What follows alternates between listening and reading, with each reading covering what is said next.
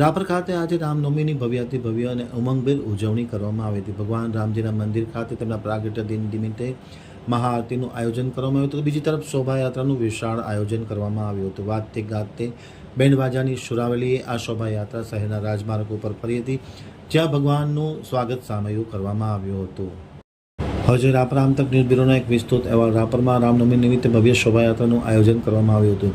વિશ્વ હિન્દુ પરિષદ, મહાસભા, જલારામ ગ્રુપ, લોહાણા સમાજ, સ્વામિનારાયણ મંદિર, બજરંગ દળ, લોહાણા યુવક મંડળના સંયુક્ત ઉપક્રમે શોભાયાત્રાનું આયોજન કરવામાં આવ્યું હતું। તેમનું પ્રસ્થાન ધારાસભ્ય વિરેન્દ્રસિંહ જાડેજા, નગરપાલિકાના નવનિયુક્ત પ્રમુખ ચાંદ ભીંડે, ભીખુભા સોઢા, ઉમેશ સોની, અનપસિંહ વાઘેલા, હુકુમતસિંહ સોઢા સહિતના મહાનુભાવોની ઉપસ્થિતિમાં કરવામાં આવ્યું હતું। માંડવી ચોકથી ભૂતિયા કોઠા રોડ પર સલારી નાકા, એસટી રોડ, દેના બેંક ચોક, સ્વામિનારાયણ મંદિર, આથમણા નાકા થઈ માંડવી ચોક ખાતે આ શોભાયાત્રા સંપન્ન થઈ હતી। બપોરે 12 વાગ્યે ભગવાન રામના જન્મોત્સવની ઉજવણી કરવામાં આવી હતી। મહાઆરતીનું પણ આયોજન કરવામાં આવ્યું હતું। દરિયાસ્થાન મંદિર રાપર ખાતે આડોસર, ગાગોદર, ખડીર, રતનપર, બાલાસર સહિતના ગામોમાં રામ જન્મોત્સવની ભવ્યાતિ ભવ્ય ઉજવણી કરવામાં આવી હતી। મોટી સંખ્યામાં લોકો આ ઉજવણીમાં જોડાયા હતા।